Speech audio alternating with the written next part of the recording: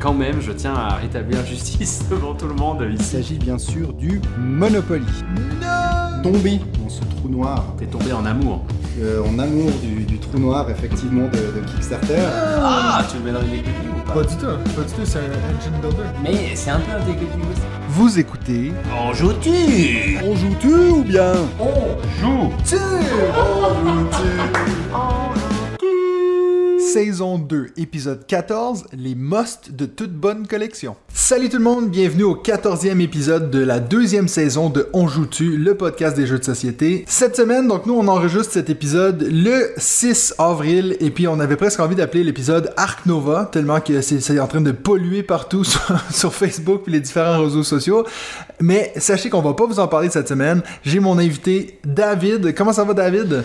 Salut Mathieu, salut tout le monde. Je vais très bien, je te remercie. Juste un peu fatigué parce que encore jusqu'à la fin du mois d'avril, je jongle entre deux boulots, la famille, les jeux, etc. Donc forcément, Ouais. ça fatigue son homme, hein, surtout à mon âge, tu vois. Mais, Ouais, je peux pas imaginer ça. mais pour toi, ça va, ça s'est bien passé. Seul avec Benji la semaine passée, je sais que c'est jamais simple, hein, quand même pour toi de te retrouver seul avec notre Non, ami je sais. barbu. Puis en plus, t'as vu, tu m'as laissé sur le 13e épisode. Oui, Tout seul avec bah, lui, j'ai eu peur quand même. Exactement, ouais, bah en vous entendant comme ça, je me suis dit, ah ouais, c'était le 13e quand même, 13e de la deuxième saison, c'est quelque chose, moi qui suis assez, toi, dans l'ambiance film d'horreur, vendredi 13 et tout ça, c'est vrai qu'on aurait pu faire une thématique spéciale, mais je pense que c'est une bonne idée de reprendre ça, bah peut-être l'épisode 13 de la saison 13, ça sera peut-être Ouais. l'occasion, ou l'épisode 666 de toutes les Ah, ça saisons, va être, comme ça va pourrait être être pas spécial, mal. Hein. celle-là, hein. Ouais, ça peut être pas mal, Ouais. ça, mais il Quand va on falloir aura tenir tout quand cuit même. Hein. dedans. Ouais, c'est ça. On fera ça depuis notre maison de retraite. Ça sera parfait.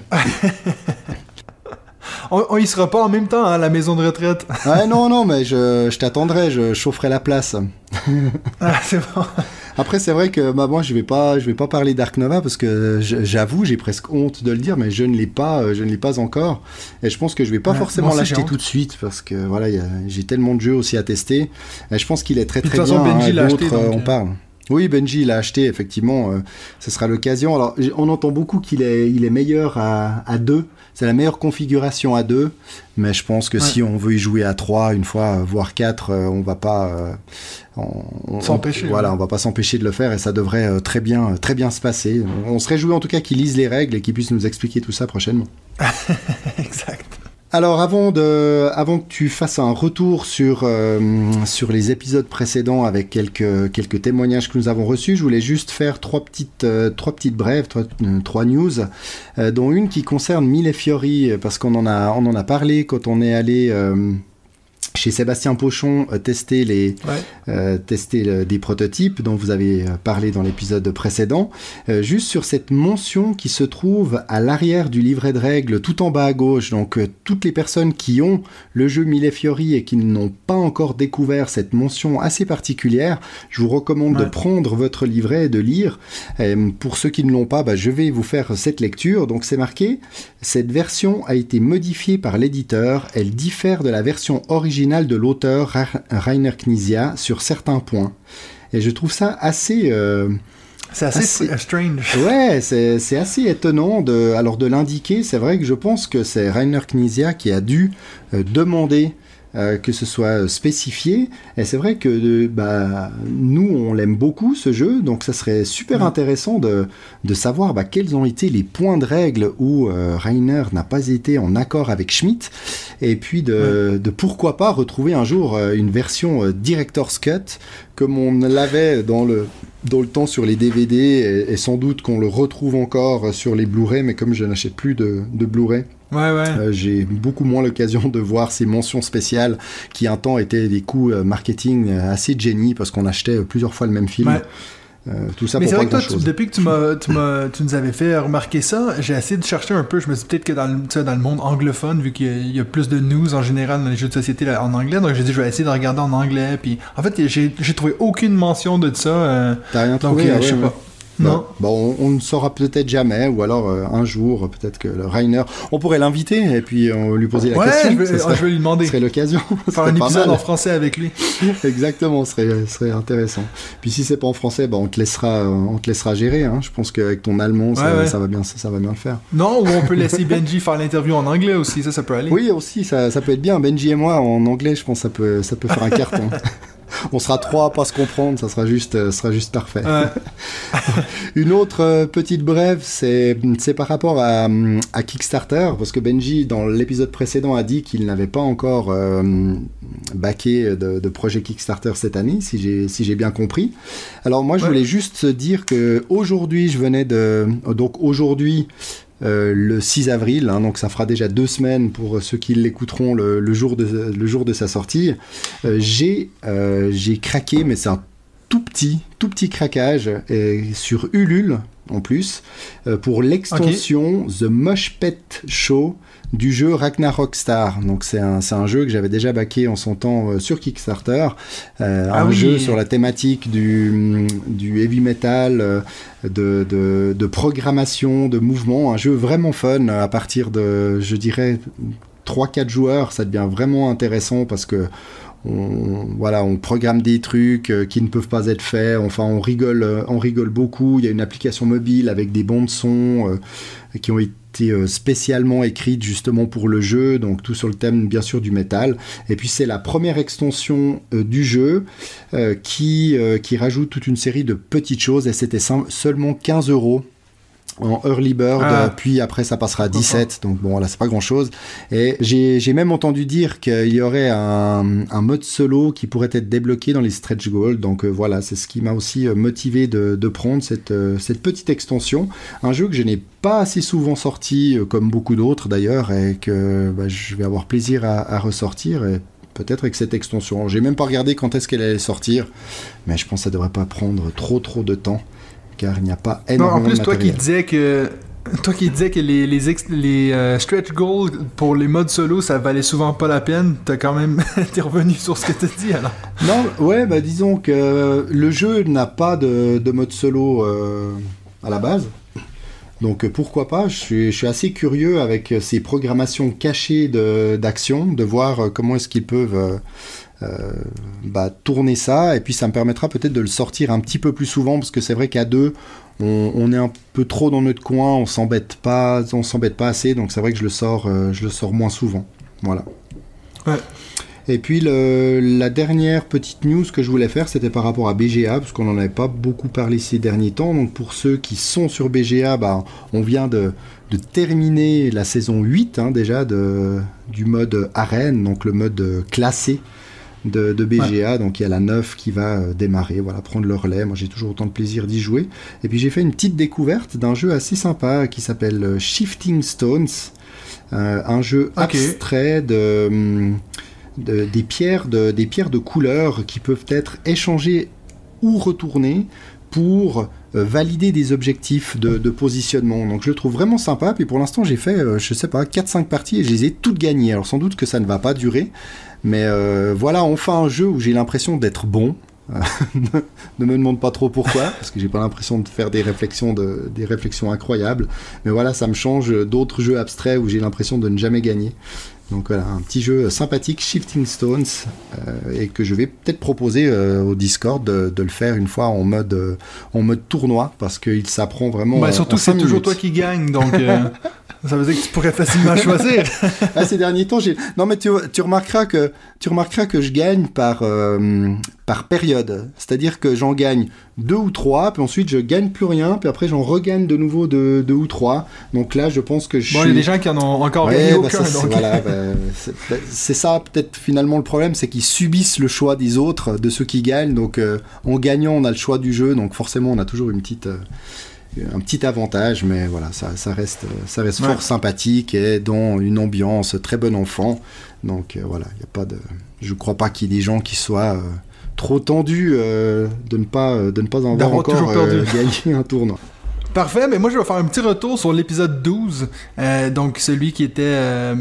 parce que là, souvenez-vous, là on est encore en décalé, donc on n'a pas encore les réponses à la question de l'épisode 13, donc on est sur l'épisode 12 qui était justement celle sur les jeux solo.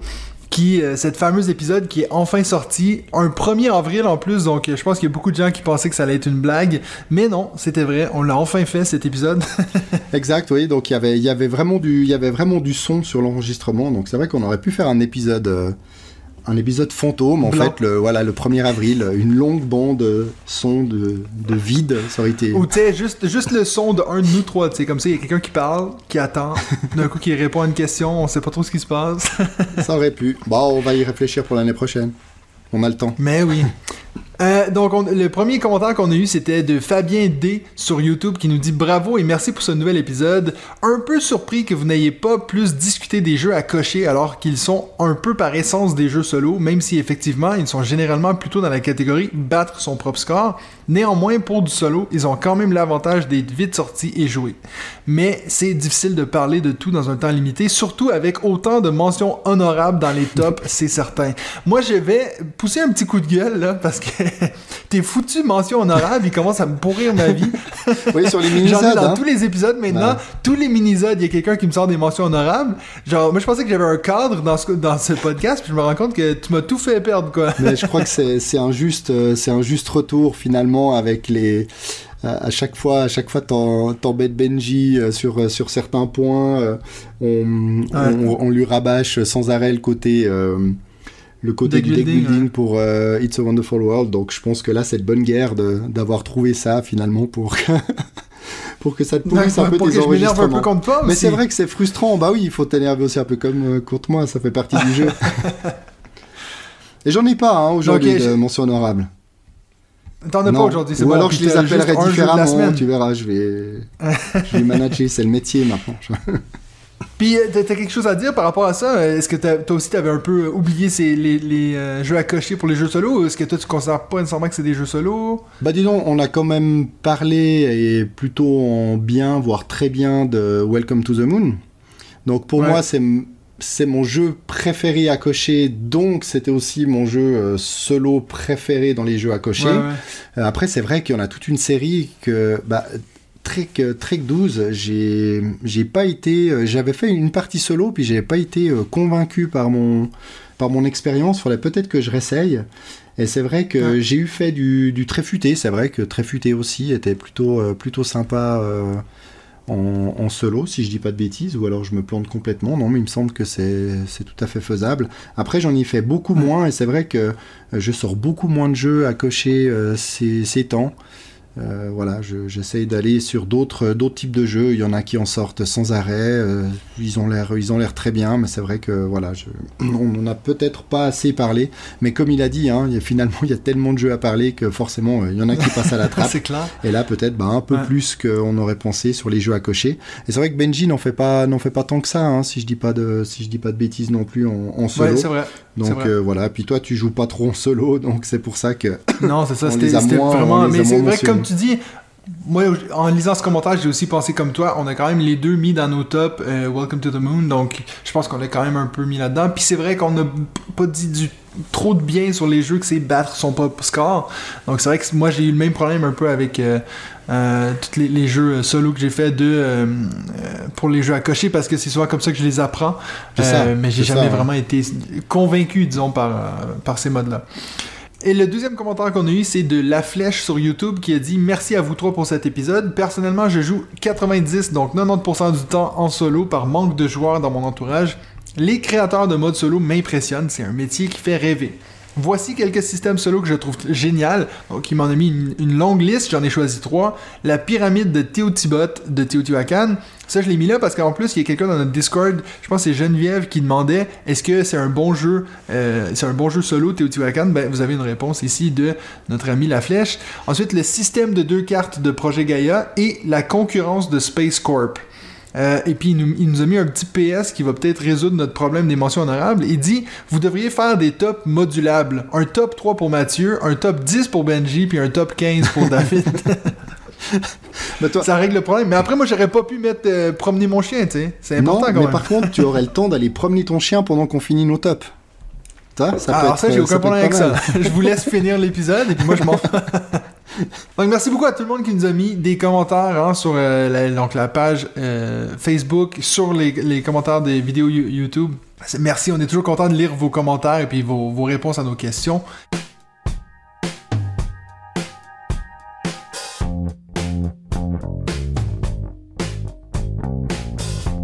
Alors, notre premier segment, le jeu de la semaine, je vais commencer parce que j'ai eu la chance la semaine dernière, donc vendredi dernier, j'ai pu avoir un membre de notre communauté sur Discord, donc dans notre Patreon, Benji, donc pas le Benji du podcast, mais bien le Benji l'autre Benji, quoi. Le sympa. Le Benji ouais, sympa. Le gentil. Ouais, le gentil. Merci. Non, mais c'est aussi celui, si vous suivez les minisodes, il y a eu un minisode il y a peut-être 2-3 semaines, si je dis pas de bêtises, avec Benji, donc l'autre Benji. Et donc c'est lui qui est venu avec un autre ami qu'on a en commun. Et puis on a fait une partie de Trickerion, qui est mon jeu de la semaine. Je suis pas très original parce que j'ai l'impression que j'en parle beaucoup ces temps. Il y a plusieurs raisons pour qu'on pourrait parler de ce jeu-là. Mais moi je l'ai mis comme jeu de la semaine parce que c'est la première fois que j'ai vraiment pu enchaîner des parties de Trickerion parce qu'on a joué moi, Nadia et Benji et puis notre ami en commun qui s'appelle Pascal. On a fait une partie à 4 et Nadia elle a tellement aimé que le lendemain elle m'a demandé de faire une partie à 2. Ce que je suis toujours content quand elle me demande de jouer à des jeux parce que je me dis ça veut dire que je peux vraiment le sortir n'importe quand avec elle. Elle a assimilé les règles et puis elle est contente d'y rejouer. Donc on a fait 2 parties le lendemain. Donc là, j'ai fait 3 parties pendant le week-end. Et puis vraiment, plus je joue à ce jeu, plus je l'aime. Je trouve que la thématique est tellement incroyable. Donc, encore une fois, pour ceux qui ne connaissent pas, c'est un jeu sur les magiciens qui doivent faire des tours sur scène. Et puis, tu vas préparer ton tour de magie en achetant différents matériels pour pouvoir le pratiquer dans ton atelier avant de l'amener sur scène. Et il y a un petit système de, exemple, si c'est, disons que moi je joue avec David, et puis c'est David qui décide de faire un spectacle tel jour, moi je peux venir m'incruster pour faire, exemple, la première partie, donc il y a moyen que je vienne faire des petits points sur ce que lui fait. Bref, il y a beaucoup d'interactions dans ce jeu-là, il y a beaucoup de choses à faire, c'est pas un jeu facile, hein. Moi, comme je l'ai dit souvent, c'est selon BGG, c'est le jeu le plus compliqué que j'ai dans ma ludothèque, il est à 4.22 sur 5, donc tu confirmes qu'il vaut cette note de difficulté, puis c'est une note bien élevée, hein. Oui, mais c'est quand même très élevé. En fait, moi, ce que je trouve...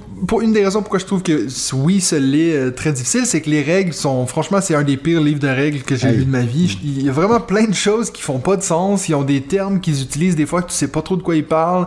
Je vous donne un exemple vraiment banal, hein, mais c'est quelque chose qui m'a frustré. C'est que si tu regardes dans le livre des règles, on a la mise en place du jeu, donc tu mets tout ton jeu en place, je le mets en place pour être prêt quand les joueurs arrivent, et puis je tourne la page, et puis ça dit mise en place pour une première partie. Mais ça le met derrière la mise en place. Ça veut dire que tu as déjà fini de tout mettre ton jeu en place, puis là ça dit si c'est votre première partie, vous devriez faire ci, ça. Fait que j'ai dû tout recommencer ma mise en place, puis j'étais comme mais ça c'est tellement banal et puis idiot. Ça me fait un peu penser donc, quand je sors pour la première fois un jeu puis que je veux faire une partie solo pour apprendre à y jouer, parce que je mets en place comme indiqué, puis après, au moment où tu arrives à la fin du livret de règles dans la partie mode solo, mise en place c'est solo. La mise en place solo, donc tu peux un peu tout rechanger. Mais là, effectivement, oui, c'est pas... Ouais, mais les livrets de règles, on en a déjà beaucoup parlé, hein, mais c'est vraiment tout un art d'écrire un bon livret de règles, et c'est souvent frustrant de... Puis ça devrait être plus valorisé, justement, je pense. Exactement. Parce que, mais en tout cas, donc moi je pense que oui, clairement il vaut.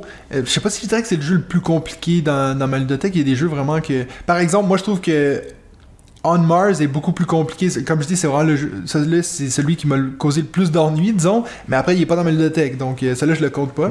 Mais Trickerion, il est pas facile. En plus, on a 2 côtés au plateau. Il y a un côté qui est un peu beginner, si on veut. Puis, il y a une action au complet qui est enlevée du jeu. Donc, ça permet de vraiment rentrer tranquillement dans le jeu. Donc, je pense que ça peut aider, justement, à embarquer dans le jeu.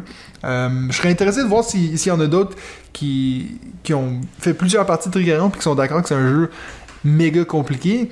C'est vraiment pas un jeu pour tout le monde, hein, donc il faut vraiment noter que des jeux comme ça à 4 et plus sur 5, c'est vraiment pas pour tout le monde. Puis je dis pas ça dans le sens que moi je suis une personne exceptionnelle puis je peux y jouer, mais c'est juste qu'il faut avoir du temps et puis comme on aime bien dire avec Benji maintenant, beaucoup de temps à investir dans des jeux comme ça. Mais une partie à 2 joueurs, si vous êtes du côté beginner, on a fait ça en 1 heure avec l'explication des règles, donc c'est vraiment un très très bon jeu. Puis franchement, il est en train de se glisser dans ma liste de top 10 de mes jeux préférés ever. Donc Trickerion, c'est un jeu de Richard Hammond et puis Victor Peter chez Mind Clash Games, puis en français distribué par Super Meeple. Donc, ton jeu de la semaine, David? Oui, juste pour revenir à Trickerion, je pense qu'on n'a encore pas fini d'en entendre parler parce que moi, j'y ai toujours pas joué. Donc forcément que je risque bien d'en parler le jour où je vais pouvoir y jouer. Ouais, et puis, vu les parties que tu es en train d'enchaîner sur ce début avril, peut-être qu'il va faire partie de ton top des mois d'avril sur ta chaîne YouTube et sans doute qu'il fera encore peut-être partie de ton top de l'année. Donc voilà, Trickerion est ici est là pour durer et pour faire parler de lui. Bon, surtout qu'en fait, il le mérite. Il est sorti en 2021, donc il était déjà sur ma liste de top 10 jeux de l'année dernière. En plus, voilà. Donc mais il sera pas de nouveau cette année, mais oui, je pense qu'il y a de bonnes chances qu'on va le voir au mois d'avril dans mes jeux les plus joués au mois d'avril. Exact. Alors c'est vrai que moi, pour mon jeu de la semaine, j'aurais pu vous parler d'Everdell parce que j'ai enfin joué à Everdell et j'ai déjà fait 3 parties, mais tu en as déjà tellement parlé que en bien et je plus sois tout ce que tu as dit, valides. donc je valide totalement, donc pas de raison de revenir là-dessus. J'aurais également pu parler de Flamme Rouge. Toi, tu remarques un peu la subtilité de la façon de pas faire, de pas parler de plusieurs jeux. Mentions en arabe. Ah ouais, pas parler de plusieurs jeux, mais de Flamme Rouge que tu m'as gentiment prêté. Et franchement, il a fait l'unanimité à la maison. On s'est éclaté dans ce jeu de course. Moi qui aime bien les courses cyclistes comme ça, je retrouve totalement ce monde. Tout est assez logique en plus dans la construction du jeu. Dans c'est simplement l'aspiration de prendre en main. J'ai pas encore testé aussi l'extension qui est à l'intérieur et que tu as parlé dans l'épisode des extensions également en très bien. Donc voilà, il y a des choses. Je vais pouvoir rapidement te rendre ta boîte et je pense faire l'acquisition de la mienne parce qu'à mon avis, il mérite totalement d'être dans ma ludothèque. Surtout que j'ai pas tellement de jeux de course. Donc celui-ci, il fait vraiment référence là-dedans. Donc comme je vais pas... Bon, il y a des bonnes chances aussi qu'on va en parler peut-être dans le prochain segment. Peut-être aussi, effectivement, à voir. Mais donc, vu que je ne vais pas te parler ni d'Everdell ni de Flamme Rouge, eh bien, je vais te parler de Glenmore 2 Chronicles, donc Glenmore 2 Chronicles. Un très bon jeu de Matthias Kramer, qui est l'auteur de Rococo et de Watergate. Donc un Watergate qui est un très bon jeu également à 2 joueurs. Pour certains, c'est la référence du jeu à 2 joueurs. Je n'y ai pas joué, donc je pourrais pas me positionner là-dessus. Des illustrations de Jason Coates, éditeur Super Meeple pour la version française. Donc la mécanique de Glenmore 2 est une mécanique de pose de tuiles. Donc dans le jeu, chacun incarne un chef de clan écossais au 19e siècle qui cherche à étendre son territoire et sa richesse et à produire aussi du whisky, parce qu'on sait que les Écossais, je pense surtout au 19e siècle, on produisait plus qu'ils ne mangeaient, enfin j'en sais rien, mais en tout cas ça parle pas mal de whisky. Le jeu se passe sur 4 tours qui sont représentés par 4 piles de tuiles, et puis à la fin de chaque tour on fait un décompte de points, donc on marque finalement 4 fois des points pendant tout le jeu, plus encore tout à la fin avec un décompte final. On a 2 plateaux, donc le premier plateau c'est une piste de tuiles mise en cercle, si on veut bien, et puis c'est le dernier de la piste qui joue, hein. Ça on l'a déjà vu sur plusieurs jeux comme Patchwork, pour ne citer que lui, donc ça permet finalement, suivant le choix des adversaires, de jouer 2 fois de suite, voire plus, si une personne veut vraiment aller prendre une tuile qui est particulièrement loin. Donc on va chercher une tuile, puis cette tuile va nous servir à construire notre territoire. Et sur chaque tuile, il y a une action particulière et en fonction de où on la pose, on va pouvoir activer la tuile qu'on pose ainsi que toutes les tuiles voisines, y compris en diagonale. Donc on peut activer jusqu'à 8 tuiles supplémentaires à chaque pause, donc ça peut être très puissant pour créer des ressources, pour justement produire du whisky, pour marquer des points de victoire, pour revendre des ressources au marché, etc. Et puis on peut aussi prendre des tuiles qui représentent des nobles, donc c'est des nobles que l'on va pouvoir engager, et ces nobles vont nous donner une action en plus, une action particulière. Donc c'est vraiment très intéressant, j'aime beaucoup déjà la mécanique de pose de tuiles. Les tuiles sont très jolies, il y a un matériel assez fou à l'intérieur, et ce qui est aussi particulièrement intéressant avec cette deuxième version de Glenmore, et c'est pour ça qu'elle s'appelle Chronicles, c'est qu'il y a 8 chroniques à l'intérieur qui sont des mini-extensions. Et puis à chaque chronique, rajoute un point de règle, rajoute du matériel. Et c'est pour ça que, comme je l'ai dit, le matériel est très beau. On a ces 8 chroniques qui sont chacune dans une petite boîte individuelle. Donc c'est vrai que quand j'ai ouvert pour la première fois le jeu, eh bien il y avait plein de matériel qu'il fallait répartir justement dans les mini-boîtes. Sur toutes les ressources et les personnages, les meeples, il y avait des autocollants aussi à coller. Donc je pense que j'ai bien mis 2 heures à coller des autocollants et à ranger dans les boîtes, mais ça fait partie finalement du plaisir du jeu. Et tout cela est très très joli. Et puis en plus avec le jeu que j'avais d'ailleurs backé, si je dis pas de bêtises, sur Kickstarter, c'est le jour où ils avaient sorti le jeu avec sa première grosse extension qui s'appelle Island Games. Et dans cette extension Island Games, il y a un super mode solo et 3 nouvelles chroniques additionnelles. Donc pour l'instant, j'y ai joué qu'en solo. J'ai bien fait 4-5 parties en une semaine. Donc c'est assez rare que j'enchaîne comme ça les parties solo. Pour l'instant, j'ai pas encore fait monter à bord Madame parce que on s'est lancé dans Everdell, ça lui a bien plu et puis on a fait plusieurs parties d'Everdell, mais ça ce sera le prochain aussi que je vais lui proposer parce que j'ai adoré et je me réjouis d'y jouer à plusieurs. Ok, je connaissais pas du tout. Ouais, pour tu dis que il est passé par Kickstarter, lui? Alors le Glenmore 2, la boîte de base, je peux pas te l'assurer, mais en tout cas quand ils ont sorti l'extension, mais je pense qu'ils l'ont fait aussi comme ça, quand ils ont sorti l'extension Island Games, ils ont fait la campagne pour l'extension, et puis bien sûr que tu pouvais backer aussi le jeu de base si tu ne l'avais pas encore. Ouais, puis il faut quand même signaler qu'il est classé 163e sur BGG, donc voilà, c'est pas un petit jeu inconnu. Il a ses fans et dont moi maintenant, donc peut-être qu'on aura l'occasion d'y jouer ensemble, tiens. Oui, peut-être. Un autre à mettre sur la pile. Ouais. Mais c'est assez drôle, je trouve, qu'il y ait un 2. Je trouve ça drôle quand les jeux de société ont des suites. Il y en a eu plusieurs des jeux qui font des suites, mais je trouve que ça fait très comme un film. C'est comme la suite. Exactement. Alors que des fois, on va s'inspirer d'un jeu pour en créer un autre, mais cette idée que c'est le numéro 2, je me demande toujours est-ce que c'est vraiment mieux que le premier, je sais pas. Je sais qu'ils ont rajouté pas mal de choses, les chroniques, le matériel a pas mal évolué, les nobles, le plateau de nobles n'existait pas, je crois, donc ils ont fait quand même ils sont partis d'un jeu sans doute plus restreint pour sortir vraiment quelque chose de plus costaud, mais c'est vraiment pas un jeu expert, c'est un jeu initié. Je pense qu'on peut faire monter à bord pas mal de joueurs de tout niveau, donc voilà, très bon jeu.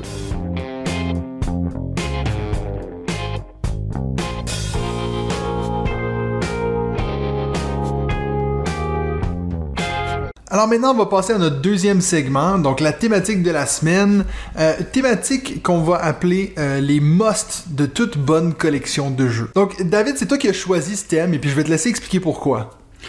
Alors choisi, on va dire que à force de faire des épisodes, au bout d'un moment, on manque un peu d'idées, ou alors on a des idées mais on veut pas les faire tout de suite, comme parler de certaines mécaniques. On a envie peut-être de jouer encore à quelques jeux de cette mécanique-là, donc des jeux qui font référence à cette mécanique pour pouvoir s'exprimer, ou alors refaire des épisodes sur des jeux en particulier, mais on se dit tiens, ça vaudrait peut-être la peine d'y rejouer avant d'en reparler pour être bien dedans. Et c'est vrai qu'on a posé la question sur Discord au Joutus pour savoir s'il y avait des thématiques qui les intéressaient nous voir aborder. Et puis il y a eu cette thématique là, je ne sais plus qui l'a mentionné, mais en tout cas de dire tiens, de parler des jeux qu'on doit avoir, essentiel à avoir dans sa ludothèque, surtout quand on crée sa ludothèque. C'est-à-dire que là, on va pas s'adresser à des joueurs experts qui n'ont pas de ludothèque, parce qu'à mon avis, ça n'existe pas, ou alors ils vont que jouer chez les autres, ils n'ont pas du tout de jeux chez eux, mais c'est plutôt pour des gens qui disent « Ok, j'aime les jeux, je me rends compte que j'aime les jeux, on est passé par là, eh bien, qu'est-ce que j'achète ?» Donc, pour éviter peut-être de tout acheter, et c'est vrai que là, de nouveau, on a sollicité les membres du Discord pour nous faire un top 5 des jeux qu'ils recommanderaient à tout à chacun de posséder. Je suis allé chercher aussi sur des chaînes YouTube qui avaient fait des vidéos de ce type-là. Philibert, ils ont une page où ils font les 10 jeux à posséder absolument. Il y a des blogs comme ludum.fr que j'ai repris. Donc voilà, différentes sources. Fait une liste complète un peu de tous ces jeux. Bien entendu qu'on va pas pouvoir parler de tous, parce que sinon on va faire un épisode de 8 heures et c'est pas le but, mais on va essayer de survoler toute une série de jeux et puis de voir si on est d'accord avec ces recommandations-là ou au contraire pas, et on va donner rapidement notre avis là-dessus. Ouais, bon, écoute, moi je l'ai retrouvé justement, donc on va y faire une petite mention. C'était Fred C qui avait dit on préfère sur les jeux de société incontournables dans une ludothèque ou les jeux intemporels. Donc merci beaucoup Fred, qui d'ailleurs était notre invité sur le Minisode, je crois il y a 2 semaines maintenant, dépendamment de quand vous voyez quand vous écoutez ce podcast. Fred, donc merci Fred. Merci, et Fred donc qui aime beaucoup les jeux de bluff, hein, si j'ai bien compris dans son Minisode. Donc voilà, moi c'est un peu moins mon trip, mais c'était très intéressant, et puis on a pu aussi entendre la mention de certains jeux dont on a un peu moins l'habitude d'entendre parler aussi dans les Minisodes ou dans nos épisodes. Ouais, c'est chouette. Ouais, parfait. Ben alors, on va commencer avec première catégorie. On a divisé ça en 4 catégories. Moi, je vais déjà dire d'entrée que ce sujet me fait beaucoup penser à une vidéo que j'ai déjà eu fait avec... je vais en parler vite fait, même si c'est une vidéo qui n'est pas encore sortie. Mais il y a les amis de l'École du jeu, donc la chaîne YouTube L'École du jeu, ils sont en train de préparer une série où ils demandent à certains YouTubeurs de créer leur ludothèque parfaite avec 30 jeux qu'ils vont... exemple, si on avait à choisir 30 jeux pour faire une ludothèque parfaite, selon les critères que nous-mêmes on s'est établis, quel jeu vous voudriez faire? Donc moi, j'ai déjà tourné cette vidéo-là, mais elle va pas sortir avant le mois de mai.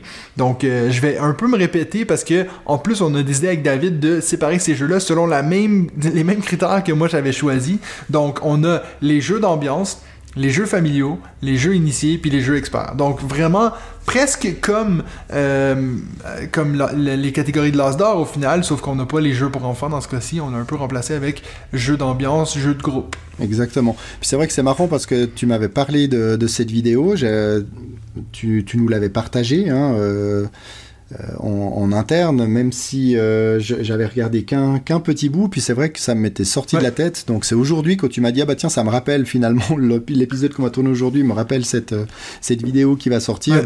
C'est vrai que je ne m'en rappelais plus, et puis donc je n'ai pas du tout été pioché aussi des infos qui ont été échangées dans cette vidéo. Donc toi forcément tu vas parler des mêmes jeux, mais pour moi on verra. Après je commence à connaître un peu tes goûts, mais ce sera intéressant aussi de voir sur certains jeux qui semblent être des jeux de base, si finalement on valide ça ou pas. Il faut se dire aussi que si vous écoutez tous nos épisodes, c'est sûr que des fois vous nous entendez parler des jeux, si vous n'avez pas fini d'entendre Benji parler d'Anachronie, puis vous n'avez pas fini de m'entendre parler de Everdell, c'est la vie quoi.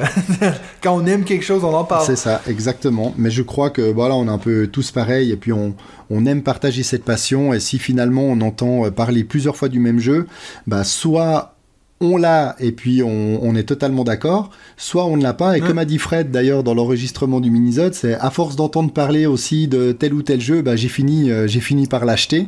Donc voilà, ça peut encourager, puis après on espère qu'on fait des bonnes recommandations, mais je crois qu'il n'y a pas eu encore trop de plaintes en tout cas sur le Discord par rapport à ça. Donc pas encore. J'ai l'impression qu'on est un groupe qui partageons pour la majorité des goûts assez similaires. Ouais, tout à fait. Donc voilà, moi je vais te tendre la perche entre guillemets, donc je vais attaquer avec 2 premiers jeux, donc des jeux d'ambiance. Je sais déjà que tu les connais, que tu les apprécies, donc à voir si tu valides ça, c'est-à-dire pour un peu monsieur et madame tout le monde, même si on place ces gens dans des joueurs au moins initiés, hein, c'est pas des gens qui n'y connaissent rien au jeu et qui n'ont jamais joué, mais ces 2 premiers jeux d'ambiance qui sont très souvent cités, alors sont Codenames et Top 10. Tu valides, je suppose? À 1000%. À 1000%. Surtout, ben, en fait, moi, personnellement, je commence à... Je vais pas être le premier à suggérer un Codenames, mais je sais que c'est un jeu qui marche du tonnerre puis qui a aidé beaucoup de gens qui sont pas nécessairement des joueurs à rentrer. Mais Top 10, pour moi, ça, je valide. C'est vraiment devenu de loin mon jeu d'ambiance préféré pour le moment. J'adore jouer à ce jeu puis ça marche à tous les coups. Alors c'est vrai que moi qui ne suis pas très jeu d'ambiance, comme vous m'avez déjà souvent entendu le dire, c'est typiquement Top 10 aussi, j'aime beaucoup ce jeu, donc je le recommanderais bien entendu sans hésitation, et même si Codenames j'y ai beaucoup moins joué, ça reste aussi un jeu de référence et je pense qu'il a parfaitement sa place dans toute bonne ludothèque pour démarrer justement dans cette catégorie jeu d'ambiance. Alors on va certainement en oublier parce que peut-être qu'on joue moins souvent à ce type de jeu, mais peut-être tu auras l'occasion d'en ajouter auquel je n'ai peut-être pas pensé. Mais là, je vais tout de suite enchaîner parce que je sais que ça va être très différent maintenant avec The Mind. Je validerai peut-être pas à 1000%. Hein, ouais, peut-être pas 1000%. Oui, toujours 1000%, mais je pense à l'envers. Donc, c'est The Mind et puis Les Loups-Garous de Tierce-Lieu. Je sais que tu es fan de ces deux jeux et tu vas valider, bien entendu. Mathieu a quitté le podcast. Non, mais écoute, je fais souvent des blagues là-dessus, mais je veux dire, moi, Les Loups-Garous, c'est un jeu que j'ai joué mais énormément, puis je peux comprendre l'intérêt de l'avoir dans une bibliothèque pour jouer avec beaucoup de gens, mais je ne suggérerais pas, je le recommanderais pas pour les gens d'acheter ce jeu-là pour le mettre dans leur ludothèque maintenant, parce que on a eu tellement de meilleures versions de ce jeu-là que ce serait dommage de retourner vers ça. Donc, moi, personnellement, c'est pas un jeu que je recommanderais, mais je peux comprendre les gens qui ont eu des bonnes expériences avec ça, mais... Comme j'en parle souvent, un Resistance Avalon, ça remplace de loin Loup-Garou, même Secret Hitler. Donc ça, je suis pas d'accord de dire Loup-Garou. Puis The Mind, ça, je pense que c'est vraiment une question de goût. J'ai eu fait 2-3 parties de The Mind que j'ai aimé, mais je pense que je vais jamais le ressortir. Oui, alors c'est vrai que moi, j'ai pas eu des expériences vraiment concluantes pour les loups-garous, puis c'est vrai que les rôles cachés, je suis pas spécialement fan, donc je ne le recommanderais pas, même si je peux comprendre qu'il fait partie des jeux références dans ce domaine-là, donc je peux, comme toi, comprendre que certains le recommandent. Et puis The Mind, c'est vrai que j'ai aimé les expériences que j'ai fait avec des amis, avec mes filles, donc c'est un jeu que je prêterais volontiers aussi à des gens qui aimeraient découvrir un petit peu les jeux. Maintenant, c'est pas le premier jeu qui me viendrait à l'esprit où je lui dirais il faut absolument que tu achètes The Mind, mais voilà, ça reste un jeu un peu unique dans son fonctionnement très simple, et puis oui, il peut avoir sa place, mais c'est pas celui que je mentionnerais en premier, c'est certain. Ouais, c'est clair. Donc ouais, un peu moins d'accord avec les deux que tu viens de dire. Écoute, moi je vais prendre la balle puis je vais t'en lancer moi 3. Donc il y en a. Le premier, c'est un jeu on peut jouer à plusieurs, puis ça je pense que c'est un des gros attraits, c'est le 6 qui prend. Ensuite on a le Sky Joe ou Love Letter. Donc ça, c'est 3 jeux encore dans la catégorie jeux d'ambiance. T'en penses quoi, toi? Alors moi, je suis parfaitement d'accord avec ces 3 que j'ai et que j'apprécie beaucoup. C'est vrai que c'est un peu moi qui ai glissé les jeux dans les différentes catégories. Alors peut-être que certains n'auraient pas mis Sky Joe, le 6 qui prend dans les jeux d'ambiance, mais plus dans les jeux familiaux. Mais moi, c'est à ça que ressemblent finalement les jeux d'ambiance. C'est-à-dire que quand je joue au 6 qui prend au Sky Joe avec un groupe d'amis, d'ailleurs que je vais rejoindre dès qu'on aura fini notre enregistrement, parce qu'on est le premier mercredi du mois aujourd'hui et on se rencontre tous les premiers mercredis du mois. Et c'est des jeux que l'on joue presque à chaque fois, en tout cas à l'un des deux, et ça crée beaucoup d'ambiance autour de la table, et c'est vraiment ce genre de jeu-là qui fonctionne aussi avec ses amis en question, beaucoup plus justement que sur des jeux, des jeux de mots tels que mots malins, ou des jeux peut-être avec des chiffres ou des trucs où il faut un peu réfléchir. Là, on est vraiment dans des jeux faciles à jouer où on aime bien un peu se pourrir entre guillemets gentiment le jeu des uns et des autres. Donc le 6 qui prend et le Sky Joe, je valide entièrement. Puis Love Letters aussi, en jeu un peu apéro comme ça, simple à jouer, qui prend très peu de place. J'adore ce jeu, il a un super concept, et je comprends tout à fait qu'il soit mentionné par beaucoup de sources que j'ai identifiées là ces derniers jours. Donc je valide personnellement les 3 sans hésitation. Alors voilà, donc on a terminé avec les jeux d'ambiance. Alors bien entendu, vous allez vouloir en ajouter toute une série. On en a noté d'autres, mais voilà, on a fait un choix déjà entre nous. Et puis si on nous posait la question, bah, c'est ces jeux, c'est ces noms-là qui sortiraient. Mais bien entendu qu'il y en a plein d'autres, et plein d'autres qu'on aime aussi, qu'on a, mais peut-être un petit peu moins finalement que ceux dont on a parlé. Donc maintenant, on peut passer aux jeux familiaux. Donc pour les jeux familiaux, eh bien, je vais te proposer 4 noms. Alors des jeux assez différents, mais qui font très souvent l'unanimité. Donc je vais commencer par les Aventuriers du Rail, suivi de King Domino, Carcassonne et Jaipur. Donc il n'y a pas un classement dans ces 4, mais voilà. Ces 4 jeux références, est-ce que pour toi ce sont des jeux références qu'il faut absolument posséder dans sa ludothèque? C'est intéressant parce que moi, je me demande à quel point, si on essaie de penser en termes d'optimisation de ludothèque, est-ce que King Domino puis Carcassonne, ça vaut la peine d'avoir les deux? Je me dis, il y a un petit côté qui se ressemble quand même, cette idée de pose de tuiles. Tu vas me dire, il y a beaucoup de jeux qui ont cette mécanique-là, mais j'ai presque l'impression que King Domino a été un peu inspiré de Carcassonne. Je sais pas, je me pose la question à quel point je recommanderais d'avoir les deux. Je me dis, un des deux, pourquoi pas. Moi, j'ai une légère préférence pour... quand même une grosse préférence pour King Domino. Je trouve qu'il est quand même un peu plus gamer que Carcassonne.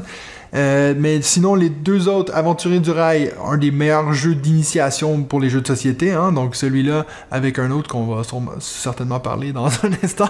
Mais et puis, bien sûr, on est un peu biaisé maintenant avec Jaipur, connaissant l'auteur qui devient un bon ami. Moi, j'ai toujours aimé Jaipur. C'est un jeu un des premiers jeux que j'ai acheté d'ailleurs. Ça fait très longtemps que je l'ai dans ma ludothèque. Je l'amène partout, facile à expliquer. Donc celui-là, je suis vraiment d'accord.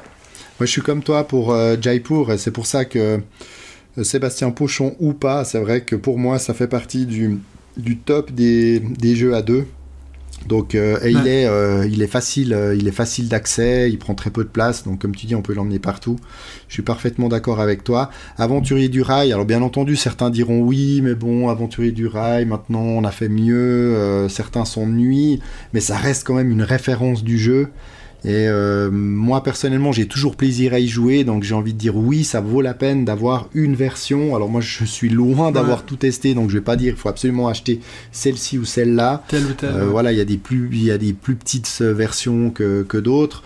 Carcassonne, pour moi c'est un peu pareil, c'est-à-dire que, alors peut-être pas forcément l'acheter, mais il faudrait au moins y avoir joué. Là ils sortent des nouvelles éditions pour peut-être rafraîchir un peu les tuiles. Ça reste quand même un jeu de référence. Je trouve intéressant d'avoir ces deux jeux en se disant voilà, ça c'est des jeux qui ont fait les jeux de société modernes, et moi personnellement en tout cas j'ai toujours beaucoup de plaisir à y jouer, donc c'est vrai que j'aurais tendance à les recommander. Et puis King Domino, oui, c'est vrai qu'il y a des tuiles, mais je le trouve quand même suffisamment différent, même très différent de Carcassonne. Et puis dans les jeux familiaux, il est vraiment top. Puis cette nouvelle version dont on a parlé, King Domino Origins, avec ces 3 niveaux un peu de jeu et de difficulté qui se trouvent dans la boîte, fait que c'est un jeu qui est vraiment top, et puis que les gens pourront sortir avec tout type de personnes en adaptant justement le niveau de difficulté entre les 3. Donc moi personnellement c'est vrai que je recommande facilement ces 4 jeux-là. Alors bien entendu après ça fait beaucoup de jeux à acheter, mais voilà, finalement faites comme nous, achetez des jeux et jouez. Si vous écoutez ce podcast, il est déjà trop tard. Ouais, c'est ça sans doute. Vous êtes déjà dans le milieu et puis c'est fini. Vous avez déjà une ludothèque qui est sûrement déjà trop grande, mais bon. Déjà, je vais juste vous avertir d'avance que nous, en fait, on va rajouter, c'est ça, la thématique de notre top 5 qui va venir après, c'est qu'on va vous dire les 5 que nous, on aurait aimé qu'ils soient mentionnés plus, mais qui ne le sont pas. Donc, inquiétez-vous pas, on va aussi rajouter nos choix à nous. Moi, je vais te parler de 4 autres jeux familiaux. Donc, le premier, Dixit. Le deuxième, Azul. Le troisième, Splendor. Et puis le quatrième, Seven Wonders Architect. Donc un tout nouveau, donc sur cette liste. Les 3 autres qui ont un peu plus vieilli. T'en penses quoi, toi, de ces 4 choix-là? Bah c'est vrai, t'as dit Seven Wonders Architect, c'est le plus récent qui a été quand même très souvent cité. Bah, ça montre bien qu'il a marqué finalement ce début d'année. Donc, est-ce que c'est trop tôt pour le recommander comme ça? Je ne pense pas, parce que finalement, on ne va pas recommander que des vieux jeux pour être un peu les vieux cons, guillemets, des jeux de société, ouais, mais de montrer que finalement, il y a encore des nouveautés qui sortent aujourd'hui. Donc oui, je suis parfaitement d'accord. Pour moi, Dixit, je n'aurais pas pensé aimer ce jeu, et pourtant, c'est vrai que j'ai beaucoup de plaisir à y jouer. De nouveau, là, avec tout type de personnes, on peut jouer avec des parents, des grands-parents, des enfants, etc. Dixit... ou Stella, finalement, qui est, on en a parlé, hein, qui est cette nouvelle version basée sur le monde de Dixit. Donc oui, là aussi je suis d'accord. Je suis aussi d'accord avec Azul, parce que pour moi ça fait partie des super jeux, très très bons à 2, bons à 3 ou 4. Toujours du plaisir. J'ai pas non plus testé tous les Azul. Là il y a une nouvelle version qui, paraît-il, est la plus gamer et qui est très, pas mal, très intéressante. Donc peut-être que je céderai et que j'achèterai cette version, mais la version de base pour moi fait partie vraiment des jeux à avoir dans une bibliothèque, les nouveaux classiques. Et puis Splendor, c'est peut-être là où je vais m'attirer les foudres de certaines personnes, mais c'est vrai que je trouve que ce jeu a vieilli. Je m'ennuie un peu en jouant à Splendor. Alors je suis pas spécialement bon dans Splendor, mais j'ai l'impression qu'autour de la table c'est vraiment le silence complet. Alors il y a beaucoup de jeux où il n'y a pas d'interaction entre les joueurs, mais où quand même on échange, on regarde un peu ce que fait l'autre. Alors là oui, il faut s'intéresser un peu à ce que fait l'autre, mais on est un peu comme dans une partie d'échecs. Il y a un silence qui s'installe. Je suis d'accord avec toi. J'ai un peu de peine, et c'est vrai que oui, on peut en parler, ou si quelqu'un nous demande « Ah, mais tu penses quoi de Splendor ?» Bah oui, ça fait partie des références, mais moi, personnellement, je ne le recommanderais pas ou plus aujourd'hui dans une ludothèque de base, entre guillemets. Moi, je juste rebondir sur Dixit. Moi, c'est le seul que je me dis, celui-là, j'aurais aussi, encore une fois, comme j'ai dit avec les loups-garous, c'est pas... Bon, contrairement aux loups-garous, je déteste pas Dixit, mais je me dis, il y a quand même eu des versions améliorées de ce système de on parle avec des cartes. Je pense, par exemple... je sais pas moi, même Mysterium, c'est un jeu que je pense, même s'il y a une mise en place qui est interminable, mais je trouve que le jeu en tant que tel, je le préfère. Je sais qu'il y a beaucoup de gens qui auraient pu aussi dire Detective Club, qui est un jeu qui est assez similaire, où on parle avec des cartes. Moi, je l'aime pas, ce jeu-là, mais je sais qu'il y a beaucoup de gens qui en parlent souvent. Donc, je pense que Dixit, peut-être un de ces jeux-là qui a vieilli, puis qui a été remplacé par quelque chose de mieux. Ça serait peut-être mon point de vue là-dessus. On va passer maintenant au jeu initié. Puis je vais commencer en te parlant de Welcome to the Moon, Dominion et The Crew. Donc dans les jeux initiés, les jeux qui sortaient souvent parmi les sources qu'on a regardées, The Crew, Welcome to the Moon, en fait Welcome to ou Welcome to the Moon, hein, dans les deux, dans le sens les flip and write, et Dominion qui est notre bête noire à toi et moi qu'on a toujours pas essayé. Exact.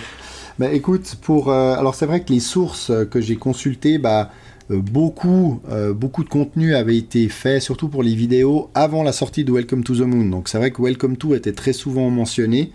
Mais voilà, je suppose qu'aujourd'hui, ces mêmes personnes suggéraient plutôt de passer à Welcome to the Moon. Et vous savez l'amour que j'ai pour ce jeu. Donc oui, je valide également ce choix-là. Je valide aussi également The Crew, ce sera peut-être pas ton cas, mais moi je le valide parce que j'aime beaucoup ce jeu. J'aime les jeux de pli. Et en plus, en mode collaboratif, je suis pas un grand joueur de jeux collaboratifs, mais celui-ci, je trouve que ça fonctionne vraiment très très bien. J'ai d'ailleurs une partie qui a commencé il y a très longtemps sur BGA, et au tour par tour, on est, je sais plus, 3 ou 4, 3 je crois, à y jouer, et on est en train gentiment d'arriver dans les dernières missions. Donc voilà, c'est vraiment un coup de cœur pour moi. Je n'ai pas joué au 2 qui, paraît-il, va encore plus loin. Donc ceux qui n'ont pas The Crew pourraient plutôt acheter The Crew 2 à la place d'acheter le premier du nom. Pourquoi pas. Et puis Dominion, alors oui, Dominion, pour certains ça reste vraiment la base des jeux de deck building, mais on va difficilement se prononcer et puis dire oui, il faut absolument l'acheter, parce que nous on l'a même pas acheté, et on n'y a pas joué, honte à nous, mais Beaucoup disent aussi qu'il est vieillissant par rapport aux nouveaux jeux justement de deck building. Et là, moi personnellement, alors je ne l'ai pas mis, c'est vrai, dans mon top 5, mais je vais t'en parler juste après. Donc voilà, je ne vais pas aller trop vite, mais je recommanderais un autre jeu au niveau du deck building, exactement, que Dominion, mais que je me réjouis quand même absolument de tester parce que selon moi, il faut y jouer, ou il faut y avoir joué pour être crédible. En tout cas, le jour où on va faire un épisode spécial sur les deck building, il faut absolument qu'on ait joué à Dominion avant. Exactement. Exact. Et toi, alors je sais que pour Dominion, tu es dans le même cas que moi. Welcome to the Moon, je suppose que tu partages assez, mais The Crew, j'ai quelques doutes. Moi, franchement, j'ai jamais dit que je n'aimais pas The Crew. C'est juste que je trouve que ça va. C'est pas mon jeu de pli préféré. Et puis, je l'avoue que j'ai jamais eu une expérience optimale de The Crew. J'ai toujours... Les groupes d'amis avec qui je l'ai fait, ils parlaient tout le temps. Ils me disaient que t'aurais pas dû jouer cette carte-là. Alors que je sais que le but du jeu, c'est justement d'être un peu comme The Mind, d'être en synchro avec les cartes qu'on va jouer.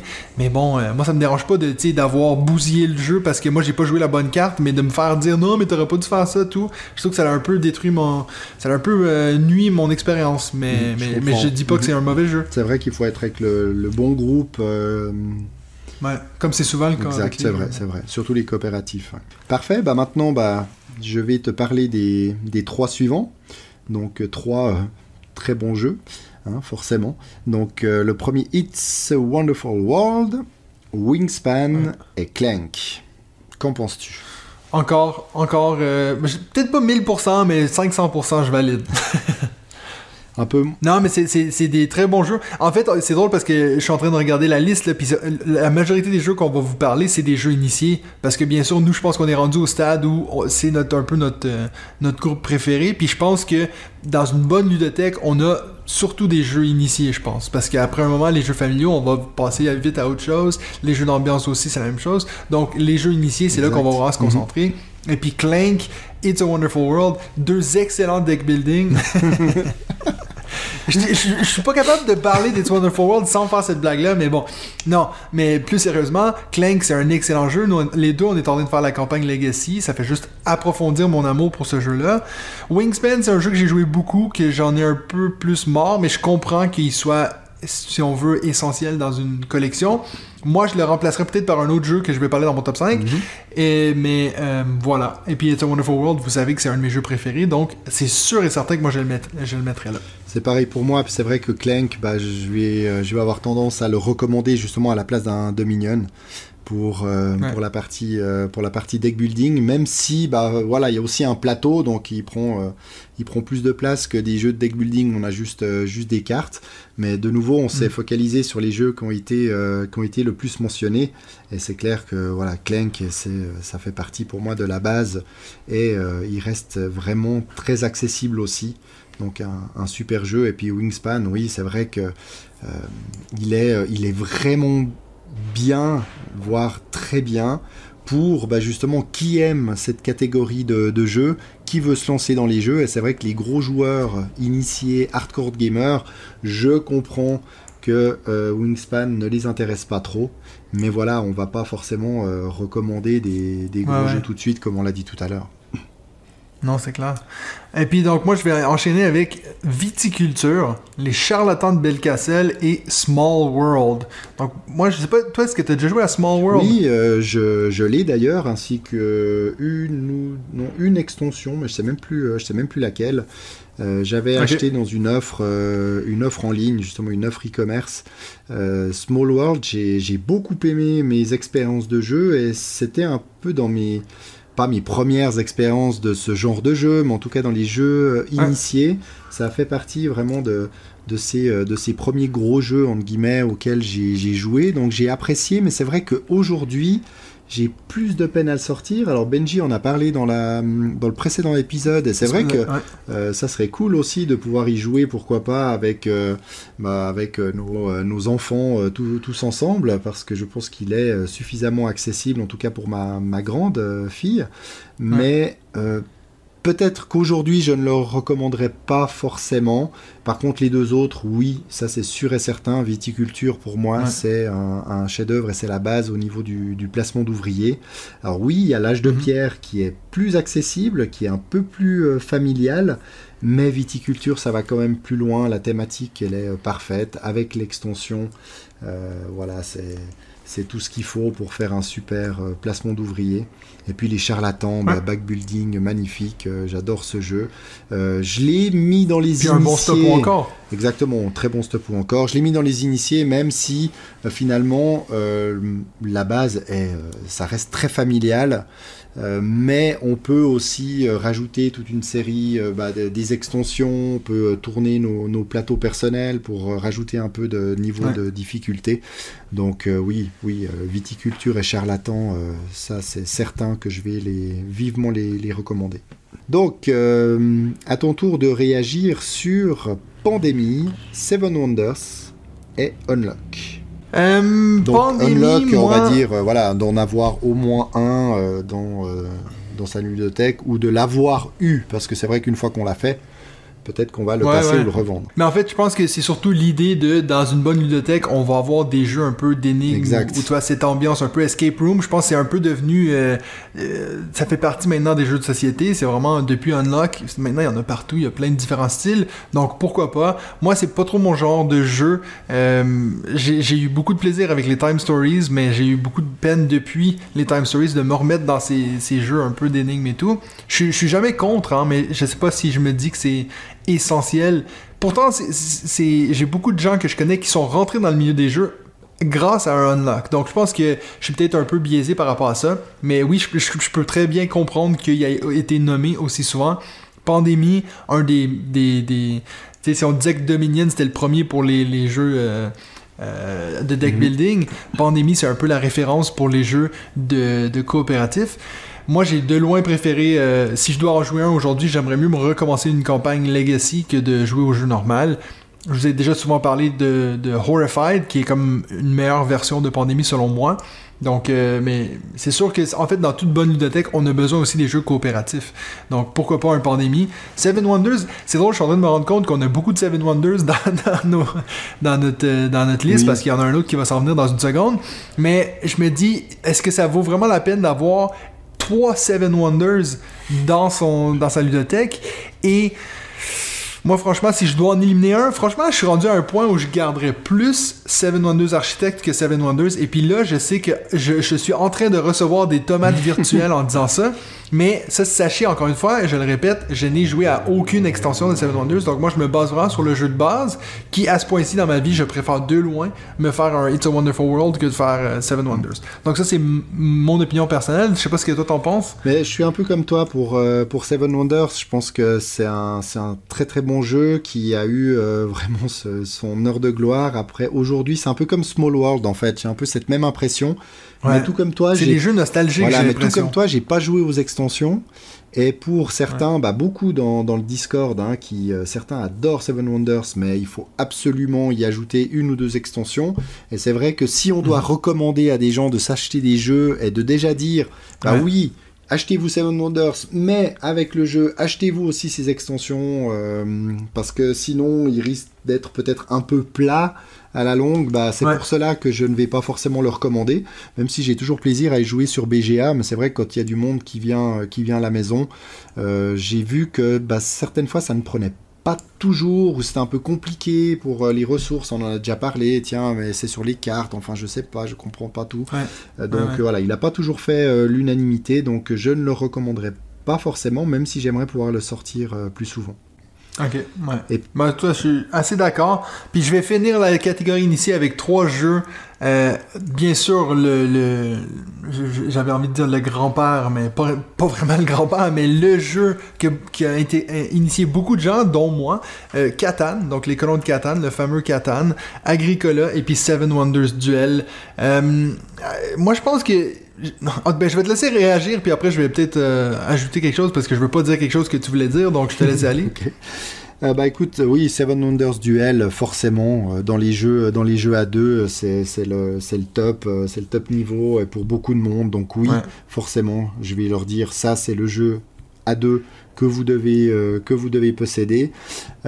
Pour Catan, au contraire des Aventuriers du Rail et de Carcassonne, aujourd'hui, personnellement, je ne recommanderais plus Catan, même si il y a des nouvelles éditions, il y a des nouvelles versions, etc. Ça fait longtemps que j'ai plus trop suivi tout ça. Et pour moi, il y a d'autres bons jeux. Après, c'est toujours intéressant, si on a l'occasion de pouvoir y jouer en se disant, on remonte un peu dans l'histoire du jeu, parce que oui, c'est lui qui a eu quand même le mérite d'amener beaucoup de monde dans le jeu, puis ce nouveau monde des jeux, et de mettre de côté tous les Monopoly et autres qu'aujourd'hui nous n'aimons plus mentionner, nous ne voulons plus jouer à ce jeu.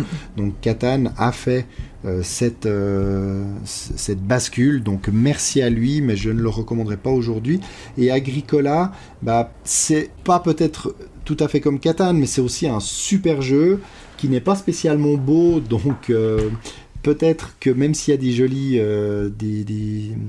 jolis petits animaux, etc., peut-être qu'il faudrait plutôt aller sur un Alerto, mais je ne les recommanderais pas forcément tout de suite, parce que je n'ai pas non plus été un gros joueur d'Agricola, donc c'est pas moi qui vais le recommander, mais je comprends tout à fait qu'on le recommande, puis qu'on dise oui, il faut avoir joué à Agricola, mais là de nouveau j'ai l'impression qu'il y a peut-être d'autres jeux aujourd'hui qui sont passés au-dessus d'Agricola. Ouais, mais tu vois, moi, c'est exactement ce que j'allais dire. Moi, je pense que Catan, je le mettrais pas parce que j'y ai trop joué, et aussi parce que je trouve que maintenant, c'est vraiment un jeu qui a vieilli.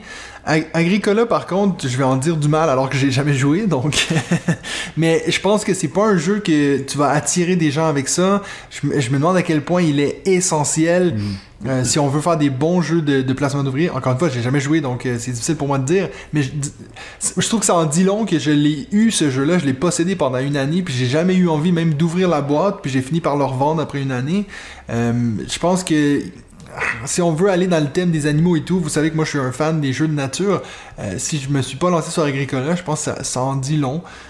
Donc je sais pas, moi c'est le seul, disons, dans la catégorie initiée, Catan, Agricola, ça serait sûr que je serais le moins d'accord, disons. Donc on est vraiment d'accord là-dessus.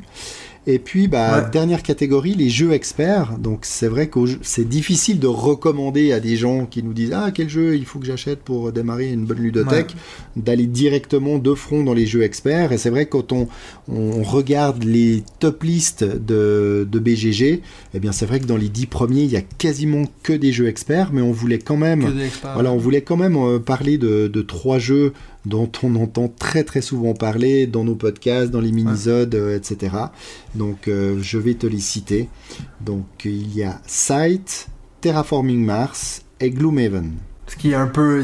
Of course, il va avoir Terraforming Mars. C'est le jeu... Moi, en fait, je me rends compte à quel point ce jeu-là, c'est un phénomène. Parce que moi, j'ai toujours su que c'était un excellent jeu. Je l'ai acheté il y a longtemps. J'avais fait 3-4 parties. J'avais bien aimé. Mais je me rends compte maintenant, plus je rentre dans le monde du jeu, puis dans le milieu du jeu, c'est fou comme c'est dans le top 5 de tous les joueurs. Et puis, je pense que ça en dit long. Puis c'est un jeu qu'on n'a pas fini d'entendre parler. Tout le monde je faisais la blague d'entrée avec Ark Nova. Les gens comparent beaucoup Ark Nova Terraforming Mars. J'ai hâte de voir si Ark Nova va réussir à garder cette longévité que Terraforming Mars est en train de se créer, ce consensus que c'est un excellent jeu. Malgré le fait qu'il est moche. Donc, moi je me dis tout le temps, imaginons si ce jeu-là était beau. Oui, peut-être qu'il y aura une nouvelle réédition, on va savoir. Ouais. Parce que justement, ça fait un peu le lien avec Scythe, qui est un jeu qui est magnifique. Franchement, je pense que c'est un jeu qui a justement attiré beaucoup de joueurs par sa thématique, par ses illustrations, par son monde. Donc je me dis, si on avait justement pu faire le même niveau d'attention aux détails Scythe dans Terraforming Mars, ça aurait vraiment été de loin le meilleur jeu ever. Malgré tout. Gloomhaven, c'est un que... Ça, je trouve que c'est un peu bizarre qu'il soit là, parce que c'est vraiment... je veux dire, dans toute bonne ludothèque... Alors, ça veut dire que là, on part sur le principe que toute bonne ludothèque a un jeu à campagne. Et Gloomhaven, c'est vraiment un monstre de jeu. Donc je pense que ici je serais d'accord seulement avec les mâchoires du lion. Cette idée que vous avez la version de base qui, si vous attire, vous permet d'aller vers Gloomhaven. Mais jamais de ma vie que je recommanderais à des gens, achetez la grosse boîte Gloomhaven. C'est ce que j'espérais t'entendre dire par rapport à Gloomhaven et les mâchoires du lion, justement. Et c'est vrai que pour Scythe et Terraforming Mars, on va peut-être les conseiller en disant une fois que vous aurez bien joué au jeu qu'on vous a conseillé d'acheter précédemment, eh bien, allez-y. Si vous voulez aller un peu plus loin, vous pouvez y aller les yeux fermés avec ces jeux-là. Et puis après, quand vous serez vraiment dans le bain, eh bien, vous prenez la liste BGG et puis vous regardez un peu dans l'ordre, vous analysez un peu tous ces jeux et puis faites-vous plaisir. Mais c'est vrai que dans un premier temps, ça reste quand même très expert et ils vont peut-être pas commencer par ça, mais forcément que si parce que ça peut aussi dégoûter des gens. Oui, c'est certain. Ça peut dégoûter des gens de tout de suite, tu leur mets un Terraforming Mars devant eux, ils vont peut-être dire écoute, moi, j'avais raison, les jeux de société, c'est pas pour moi. Je pense qu'il faut vraiment y aller tranquillement. Il faut y aller par étapes. Donc voilà, il y a ces 4 catégories, ça permet d'y aller petit à petit, crescendo, et puis de monter en puissance dans les jeux.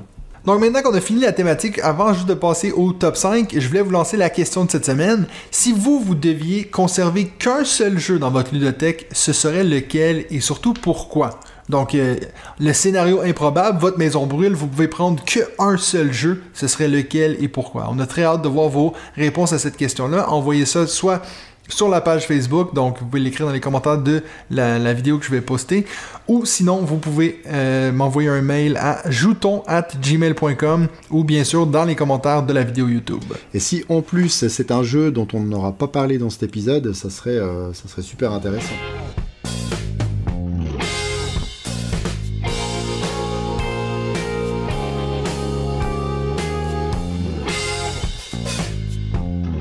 Maintenant, on va passer au troisième segment. On s'est dit pourquoi pas prendre l'occasion de, maintenant qu'on a parlé de tous ces jeux-là, donc qui ne sont pas nos choix, c'est vraiment donc des choix qu'on a trouvés sur Internet quand on regardait les jeux essentiels dans une collection, on s'est dit pourquoi pas ajouter nos 5 jeux qu'on croit qui devraient être dans toutes ces suggestions-là, mais donc plus d'un niveau personnel.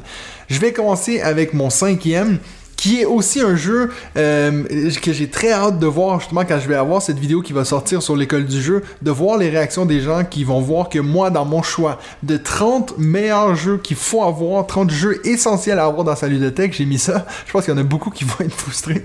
Mais numéro 5, moi j'ai mis Qui a fait aussi connu comme le Who Did It. Que j'ai aussi d'ailleurs. Ça fait rire que tu as. Je vais défendre ce jeu jusqu'à ma tombe. S'il y a des gens qui disent qu'ils n'aiment pas ce jeu-là, je peux 100% comprendre. Mais moi, je pense que toute bonne ludothèque a besoin des jeux qui sont un peu ridicules, qui se prend pas au sérieux, qui se jouent vite, qui s'expliquent vite, et puis qui fait rire. Donc, Qui a fait, ça a toujours fait un énorme succès. Chez moi, c'est vraiment un jeu simple où on va poser des cartes, tout le monde a 6 animaux en main et puis on a toutes les mêmes, et puis le but c'est qu'on va poser un animal, puis pour dire exemple, c'est pas cet animal là qui a fait caca dans le salon, c'en est un autre, puis on va nommer un animal, et puis si les autres joueurs n'ont pas cet animal là, ben c'est nous qui avons perdu parce que ça veut dire que c'est notre animal qui a fait caca dans le salon. C'est ça les règles, c'est super simple. C'est le jeu, moi mon jeu commence à être usé tellement que les cartes on les tape sur la table et tout. C'est vraiment un jeu qui marche super bien avec nos groupes. Parfait en 2 gros jeux, tu fais une petite partie de qui a fait. C'est un jeu que j'adore et puis pourtant c'est tellement banal. Puis je me dis, on a besoin de ça dans des ludothèques pour justement même attirer des gens qui pensent « Ah, mais c'est trop compliqué des règles. » Ben, des fois, ça prend des petits jeux comme ça. Alors, je m'y attendais pas du tout, mais c'est vrai, t'as raison. Moi, quand je l'ai reçu, ce jeu, et quand je l'ai reçu, je me suis dit « Oh là là, mais qu'est-ce que c'est que ce jeu ?» Quand j'ai vu le titre, j'ai vu les éléments, etc., qu'il y avait dans la boîte, je me suis dit je pensais que j'allais même pas m'y intéresser, puis j'allais laisser traîner ça, puis en essayant avec mes filles, je me suis dit mais il est fun ce jeu. Puis elles adorent aussi y jouer. Donc c'est vrai que j'y pense jamais à le sortir comme ça quand il y a des invités, comme tu dis, entre 2 jeux. Mais c'est vrai qu'il faut que j'essaye parce qu'il y a de quoi bien rigoler. Mais prends-le, même ce soir. Tu disais que ce soir tu as ta soirée avec tes potes. Prends-le, essaye-le avec 2-3 bières dans le nez, tu vas voir. Ça passe ce jeu-là. C'est toujours le problème, c'est que les jeux à 8, justement, il n'y en a pas beaucoup. Effectivement. Ouais. Alors moi, mon numéro 5, alors je me suis posé la question, pour une famille, voilà, avec des enfants, me disant quel jeu je pourrais leur recommander. Et celui qui m'est venu à l'esprit en regardant ma ludothèque, c'est Via Magica. Donc Via Magica, qui est la version familiale d'Augustus, pour ceux qui connaissent, ceux qui ne connaissent pas, voilà, ça leur parle pas plus que ça. C'est donc un jeu de collection, un jeu de hasard, un type bingo et loto. Donc quand on entend ça, ça fait pas forcément rêver, mais c'est super fun. Donc on a chacun des cartes portail où pour pouvoir activer, donc ouvrir ces portails, il faut mettre dessus des éléments, donc des éléments que l'on va tirer d'un sac. Et dans ce sac, on va sortir par exemple de la pierre, on va sortir du feu, on va sortir des ombres, des choses comme ça. Et une fois qu'on a réussi à placer sur nos différentes cartes ces éléments, eh bien on va le dire haut et fort aux autres et on va pouvoir faire l'action qu'il y a sur notre portail et en prendre un autre. Et puis c'est le premier en fait qui a réussi à ouvrir 7 portails qui va activer finalement la fin de la partie. Ensuite on va compter les points et c'est vrai que c'est hyper fun, le matériel est hyper joli. Augustus, c'était une thématique qui était pas forcément très familiale. Là les illustrations sont magnifiques, comme j'ai dit, le matériel est top. C'est une petite boîte, c'est un jeu de Paolo Mori à qui l'on doit Libertalia, Fairy Tailin dont j'ai déjà parlé, Blitzkrieg. Donc voilà, un bon auteur de jeu. Via Magica qui était sorti en 2020, donc période Covid, il a peut-être pas eu non plus le succès qu'il aurait mérité, donc c'est pour ça que je le mentionne là. Ouais, parfait. Mon numéro 4, je vais vous parler d'un des premiers jeux qui m'a aussi fait rentrer dans ce milieu-là. C'est un jeu qui s'appelle Celestia. Donc, j'en ai déjà eu parlé sur ce podcast-ci. C'est un jeu tout simple où on va... c'est un peu du stop ou encore, où on va avoir un bateau qui avance et puis c'est pas du tout coopératif, mais il faut quand même qu'on fasse confiance l'un à l'autre parce que on va devoir chacun son tour être capitaine. Et si on va lancer des dés, et puis ça, c'est les éléments à affronter, si on a ces cartes-là en main, on peut affronter les éléments et puis passer au prochain tour. Si on les a pas, tout le monde se crache. Bien sûr, avant de montrer les cartes que vous avez dans votre main et puis de voir si vous pouvez affronter les éléments, les autres joueurs doivent dire est-ce que eux ils croient que vous avez ces cartes-là? Et puis, sinon, ils peuvent décider de sauter en bas du bateau et puis prendre les points à ce niveau-là. Bien sûr, plus on avance, plus on va faire de points. Donc, c'est toujours intéressant de un peu il y a un petit peu de bluff, mais pas tellement. Mais on va regarder l'autre et dire, mais est-ce que tu as les cartes? Puis tu peux dire, bien sûr que oui. Puis en fait, là, t'as tout le monde qui te fait confiance et puis t'as tout le monde qui crache. C'est un jeu qui est assez joli aussi visuellement, qui a un beau coup d'œil sur la table et puis qui est facile à expliquer. Moi, à chaque fois que je l'ai montré à des gens qui étaient pas trop joueurs, ça les accroche tout le temps. J'ai même eu beaucoup de gens qui l'ont acheté par la suite, tellement qu'ils aimaient ce jeu. Donc moi, je pense que c'en est un qui va rester très très longtemps dans ma bibliothèque. Puis je pense que si vous hésitez, vous cherchez des jeux à ajouter dans votre collection, des bons stops ou encore, Celestia c'en est un. Je m'attendais à que tu le mentionnes, donc je suis content que tu l'aies mentionné. Puis comme tu dis, tu l'as fait découvrir à des personnes qui l'ont acheté. Moi, à force de t'en entendre parler, je veux même pas attendre que tu me le fasses découvrir physiquement parlant. Je crois que je vais finir vraiment par l'acheter parce que j'avais vu, mais je m'étais jamais plus intéressé que ça. Et c'est vrai qu'il me donne beaucoup envie, donc tant mieux qu'il soit dans ce top. Pour moi, mon numéro 4... Alors, tout à l'heure, on a dit qu'on recommandait pas forcément Agricola aujourd'hui. J'avais parlé d'Alerto, mais je ne le connais pas assez pour le recommander. Mais je me suis dit, mais Uwe Rosenberg, il faudrait quand même qu'il ait sa place là au milieu. Et forcément, je recommande Patchwork. Patchwork, un jeu à deux, sorti en 2015. Pour moi, c'est vraiment un super jeu à deux, même si c'est pas spécialement beau. C'est un très bon jeu de pose de tuiles. J'adore ce jeu et je sais que tu l'apprécies aussi beaucoup. Donc voilà, je pense que tu le recommandes assez facilement aussi. Oui, puis c'est... Je sais pas si vous êtes comme moi, chers et chers auditeurs, mais moi, je prête mes jeux aux gens et puis j'oublie d'écrire à qui je les ai prêtés. Et puis Patchwork, je l'ai prêté à quelqu'un, ça fait plus d'une année, ils me l'ont pas rendu, ce que je trouve déjà déplorable, mais j'arrive pas à me souvenir à qui je l'ai prêté. Donc si, par hasard, vous écoutez cet épisode, s'il vous plaît, rendez-moi mon Patchwork. Ah, je crois qu'on va pouvoir t'en offrir. Il y a Patchwork et un. Jaipur, donc je sais que c'est des gens qui jouent à deux, parce que Jaipur non plus, je le retrouve plus. Puis même, c'était encore plus désolant, parce que quand Pochon était là, je voulais lui faire signer, ma boîte était pas là. Donc non, Patchwork, très d'accord, j'adore ce jeu, j'en ai fait énormément de parties dans les jeux à deux. Pourquoi pas? Tu vois, il faut que tu fasses comme la conjointe de Sébastien Pochon, hein. T'as vu, Benji a emprunté, alors pas des jeux mais des BD, elle l'a pris en photo avec les BD, puis comme ça elle sait exactement qui a emprunté quoi. Je vais commencer à faire ça. Parce que Sébastien, lui, oublie très, très rapidement, donc elle a pris les devants en se disant, bon, moi il faut que je m'occupe de ça, donc à mon avis c'est une bonne solution, effectivement. Mais surtout qu'en plus, toi, en début d'épisode, quand tu parlais de Flamme Rouge, j'avais totalement oublié que je te l'avais prêté. Mais moi, t'as de la chance, je rends les jeux Oui, parce toi, que tu les rends. je n'aimerais pas du tout qu'on me fasse ça. Mais des fois, je me dis, mais il y a un trou, tu sais, dans la ludothèque. Puis je me dis, mais quel jeu va là? Puis genre, je me dis, ah, ça y est, quoi. Il faut que je compare avec MyLudo pour que je retrouve ça, que je remplisse ce trou vide en espérant que j'ai pas oublié justement de noter un jeu prêté. Mais en principe, je les note justement sur MyLudo. Il y a la fonction exprès pour. Donc moi, bah parfait ça. Ouais, tu peux noter à qui tu l'as prêté et quand. Faut juste pas oublier de le noter parce que sinon ça n'aide pas. Ouais. Moi alors mon numéro 3, alors ça va sans doute faire sourire. Mais c'est à moi, hein. Ah bah oui, bien sûr, pardon, excuse-moi. Toi tu viens de The Patchwork, ah, tu peux me laisser parler aussi de temps en temps. Ah, excuse. À toi, vas-y.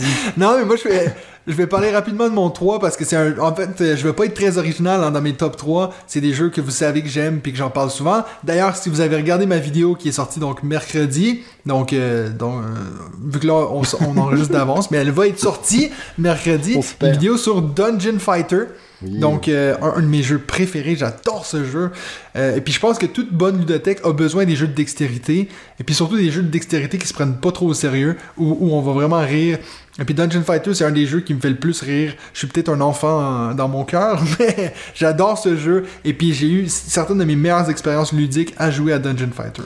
Donc voilà, si vous voulez en savoir plus sur Dungeon Fighter, vous pouvez aller voir sur ma chaîne YouTube. J'ai une vidéo consacrée à moi qui vous parle de pourquoi j'aime Dungeon Fighter.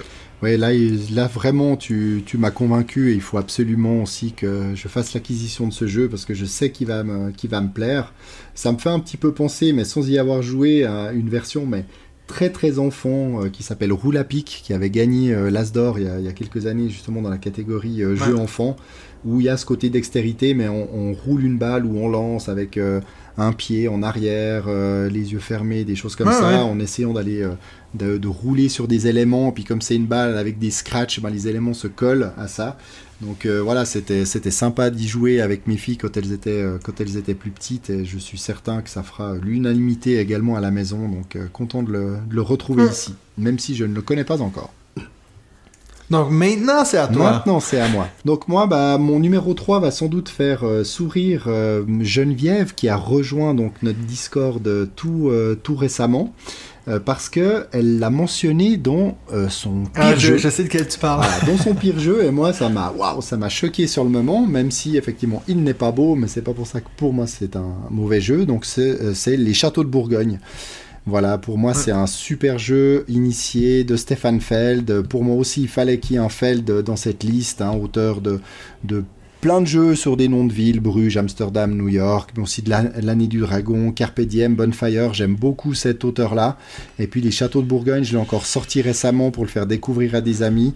Ils ont beaucoup aimé le jeu, en tout cas j'ai eu l'impression. Donc voilà, des jets de dés qui nous permettent de poser des tuiles. Il y a pas mal de jeux de pose de tuiles que j'ai mentionné aussi aujourd'hui. Ouais. Donc j'aime cette mécanique-là, et c'est vrai que les Châteaux de Bourgogne, pour moi, c'est un jeu qui peut faire partie de toute bonne ludothèque, même si je peux comprendre qu'il ne plaît pas à tout le monde, mais pour moi c'est sûr que je le conseillerais. Alors plutôt la version anniversaire, qui quand même n'est toujours pas très belle, mais est quand même mieux réussie que la première version de 2011. Parfait. Moi, mon numéro 2, c'est un jeu que tu as parlé d'entrée dans l'émission, et puis c'est aussi pourquoi j'ai dit que Wingspan était peut-être pas nécessairement essentiel, parce que moi, je le remplacerais par Everdell, qui est un jeu... Moi, je pense que dans toute bonne ludothèque, on a besoin aussi d'un jeu qui fait wow au niveau du visuel, au niveau de tu vois, toutes les composantes dans le jeu. Moi, à chaque fois que je sors ce jeu-là, puis quelqu'un touche aux petites baies pour la première fois, il y a toujours une petite réaction genre « Oh, c'est chou, ça! » Exactement, pareil. Donc, c'est ça. Moi, je pense que j'adore Everdell, puis je sais qu'il y a beaucoup de gens qui le trouvent plus beau que bon, mais moi je trouve que ça, c'est pas nécessairement une critique négative, parce que c'est justement qu'il est tellement beau que c'est presque difficile d'être aussi bon que beau. Mais j'adore ce jeu, puis je pense que c'est excellent pour initier les gens qui voient ce jeu-là, parce que potentiellement pour des gens qui sont pas très joueurs, ça peut être un niveau de complexité un petit peu élevé, mais de se dire, j'ai envie de rentrer dans ce monde-là, j'ai envie de vraiment participer à ce petit milieu-là. Je pense que Everdell, c'est un excellent choix. Donc voilà, je vais pas plus vous en parler, j'en parle déjà assez d'Everdell, mais je pense qu'il y a une raison pourquoi il fait autant le buzz ces temps-ci. Je m'y attendais aussi, je trouve qu'il a parfaitement sa place, et c'est un des jeux aussi récents que l'on peut vivement recommander. C'est vrai qu'il est un peu plus complexe quand même qu'un Wingspan, Mais ça va, et finalement on retrouve, pour l'instant en tout cas, j'ai un plaisir fou à jouer à ce jeu, à découvrir justement ces combinaisons de cartes. Il y a ce côté aussi, comme dans Red Rising, hein, cette gestion de main de cartes. Là c'est un peu pareil, hein, mais c'est en tableau en fait, où les autres voient, mais il y a cette combinaison de cartes, et j'adore aussi ce jeu, et il a parfaitement sa place ici selon moi aussi, et je le recommanderais vivement. Pour moi, alors mon numéro 2, c'est un plus petit jeu par la taille, mais que j'adore aussi, et qui fait l'unanimité dans le groupe d'amis dont j'ai parlé tout à l'heure, avec qui on partage des Skyjo ou des 6 qui prend, et qui a été mentionné dans un mini-zode dernièrement, c'est Skull King. Un super jeu de plis où on doit miser sur le nombre de plis que l'on va faire. C'est vraiment un jeu qui fonctionne très très bien, qui plaît quasiment à tout le monde. Moi je le mets presque dans les jeux d'ambiance parce que voilà, comme les autres, même si c'est pas un jeu qui va faire hurler, quoique pour moi ça met vraiment de l'ambiance autour de la table, et c'est ce genre de jeu d'ambiance que j'apprécie. Donc oui, Skull King, je le recommande. Il y a une nouvelle version qui vient de sortir, pas encore en français, mais en même temps il n'y a pas de texte sur les cartes. Je sais qu'il se vend très bien, en tout cas le passe-temps c'était le top des ventes de la semaine passée, si je dis pas de bêtises, enfin il y a quelques temps pour vous qui écoutez. Donc voilà, vraiment un super jeu Skull King, qui est mon numéro 2. Parfait. Mais c'est Benji 2, si jamais qu'il en avait parlé dans le mini-zode. Très bien, très bien Benji 2, bravo. Et mon numéro 1, il n'y a pas vraiment de raison particulière de pourquoi il est là, mais c'est juste que c'est un de mes jeux préférés, et puis c'est un que je sais qui n'est pas dans beaucoup de ludothèques. La majorité de mes jeux préférés, il y a toujours quelqu'un qui l'a chez eux. Celui-là, je l'ai jamais revu chez quelqu'un d'autre, à part que maintenant, toi, tu l'as acheté, David. Non, c'est Broom Service. Oh, mais oui, mais j'ai le même. Ah, c'est beau, ça. J'ai le même en top 1. Non, mais on est d'accord. Je me suis dit, en plus, je le mets en 1. Je me suis dit, en plus, je le mets en 1, ça fera tellement plaisir à notre Benji numéro 1. Parce qu'il avait tellement pas aimé son expérience, et pour moi c'est vraiment un jeu parfait, donc oui. Ouais, oui. mais tu sais, des fois j'ai l'impression que. J'étais pas sûr que t'allais le mettre, et c'est juste parfait. Mais j'ai l'impression des fois avec Benji que toi ça devient un peu, ça fait partie du show, qu'il dit moi je déteste ces jeux-là. Je pense qu'il n'y a pas vraiment de détester, je pense juste que c'est un peu tombé à plat pour lui, ce que je peux comprendre, mais pour moi, en fait non, je comprends pas parce que j'adore ce jeu. Puis justement, il y a Benji 2 qui vient de l'acheter, qui a mis une photo dans le groupe, donc j'ai hâte de voir ce que lui va en penser. J'ai vu aussi. Non, mais franchement, il est génial ce jeu, il est original. Et puis, il est de Alexander Pfister. Et très franchement, il fallait qu'il y ait du Pfister aussi là-dedans, parce que pour moi, c'est un des auteurs préférés, avec du Isle of Skye, Great Western Trail, Maracaibo, Expédition à New Dale, Boone Lake, Cloud Age, donc vraiment plein de super jeux où on retrouve cette patte Pfister, hein. Il fait pas toujours des trucs révolutionnaires, mais là Broom Service, pour moi il est parfait. Je te remercie encore de me l'avoir fait découvrir, car là j'aime aussi le sortir, et je me réjouis aussi de le faire découvrir à plus de monde. Ouais. C'est un de ces rares jeux, je trouve, qui est toi. Puis pourtant, tu sais, je dis, moi je l'utilise souvent, c'est mon jeu underrated, selon ce que je pense, tu sais, sous-estimé. Mais pourtant, il a quand même gagné un spiel, tu vois. C'est ça que je trouve fou, c'est qu'il a gagné, puis on dirait que l'année d'après, tout le monde l'a oublié, on le trouvait plus en boutique. Moi, j'arrive plus à le trouver en boutique, ce jeu-là, tu vois. Non, c'est vrai, moi je l'ai commandé en ligne parce que je l'avais jamais vu, en boutique. Est-ce qu'il tourne bien à 2 ? J'ai pas joué à 2, j'ai joué qu'à 4. Non. Okay. C'est pas un jeu à 2 joueurs. Ça c'est vraiment même 3 ça passe. Mais non, ça c'est un jeu à 4 ou 5 qu'il faut jouer. Parfait. Ouais, donc non, moi c'est un jeu que je suis toujours content de le faire découvrir aux gens, parce que toi, les 3/4 du temps, c'est vrai que j'ai eu des fois des gens qui ok, sans plus, mais je le trouve excellent, puis il est très original. Ce que je trouve qui est toujours cool d'avoir moi, si je devais refaire une ludothèque, ben justement comme je vais le faire dans la vidéo que vous allez voir sur l'école du jeu, j'essaie vraiment de trouver un peu de tout. Puis Broom Service, il n'y a pas d'autres jeux comme ça. Bah c'est parfait, on est d'accord, génial. On est d'accord, c'est rare hein, qu'on a le même numéro 1, donc c'est beau ça. Ouais, surtout que là c'était pas gagné, hein. Non, moi je pensais pas que t'allais l'avoir dans ton top 5. Mais je suis content de voir que ça t'a autant impressionné. Ça veut vraiment dire que j'étais pas. Moi, des fois, je me demandais si j'étais dans le champ à penser que c'était un bon jeu. Non, alors on est pareil là-dessus. Alors voilà pour notre top 5. Avant qu'on finisse, est-ce que t'as un petit jeu qui te fait de l'œil cette semaine? Oui, alors petit, il est peut-être pas si petit que ça, mais un jeu de Frédéric Guérard qui vient de sortir. Donc Frédéric Guérard, hein, It's a Wonderful World, Kingdom, Meeple Land, etc. C'est Les Gardiens de Havresac. Ok. C'est comme je l'ai dit, un tout nouveau jeu qu'on aurait pu tester à Cannes, mais on est passé à côté malheureusement. Mécanique de backbuilding, donc on aime bien cette mécanique tous les deux, donc à mon avis, il devrait vraiment nous plaire. C'est donc un jeu où nous sommes des gardiens.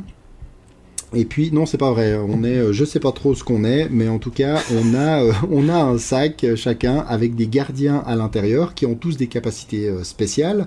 Et puis, on va les piocher petit à petit. Bien entendu, on va pouvoir rajouter des gardiens qui ont d'autres rôles. Donc, ce qu'ils vont pouvoir faire une fois révélés, c'est réparer des villages, combattre des monstres, sauver des fées, ouvrir des coffres au trésor, etc. Il y a un plateau de jeu sur lequel on va évoluer, tous les joueurs vont évoluer sur ce même plateau, donc se créer des parcours pour pouvoir aller faire tout ce que je viens de vous dire. Donc certains disent oui, mais c'est un bon jeu, mais il n'y a aucune interaction. Mais finalement, ça a l'air d'être un mal pour un bien, parce que beaucoup ont l'air de dire que ce jeu n'a vraiment pas besoin d'interaction. Et il est en train d'être mentionné comme le coup de cœur de beaucoup de personnes sur des chaînes YouTube et autres. Donc vraiment, en plus le matériel a l'air très joli. Donc non seulement voilà, Frédéric Guérard chez Catch Up Games, du backbuilding. Moi je pense que les gardiens de Havresac devraient rejoindre notre ludothèque tout prochainement. Parfait. Moi, je vais parler rapidement d'un jeu qui me fait un peu de l'œil, que j'ai hésité pendant longtemps à backer ou pas.